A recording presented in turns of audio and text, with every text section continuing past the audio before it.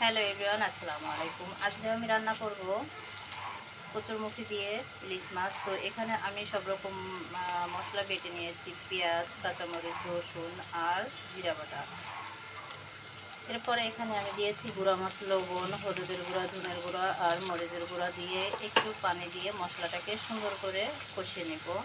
এখন আমার মশলাটা কষানো হয়ে গেছে, এখানে আমি মাছগুলো দিয়ে কষিয়ে নেব। মাছগুলো দিয়ে দিলাম। এবার এই মশলার মধ্যে মাছগুলো একটু কষিয়ে নিয়ে উঠিয়ে রাখবো। এবার আমি মাছগুলো উঠিয়ে রেখে ভেজে রাখা কচুরমুখিগুলো দিয়ে মশলার সাথে সুন্দর করে কষিয়ে নেব। এখন আমি কষানোর জন্য পানি দিয়ে দেব, মুখিগুলো সুন্দর করে কষিয়ে নেব।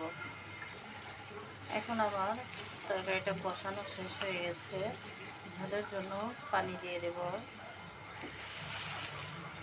ঝোলের জন্য পানি দেওয়া শেষ। এরপরে আমি কষিয়ে রাখা মাছগুলো দিয়ে দেব, দিয়ে জাল করে পানিটা পরিমাণ মতো রেখে রান্নাটা শেষ করব।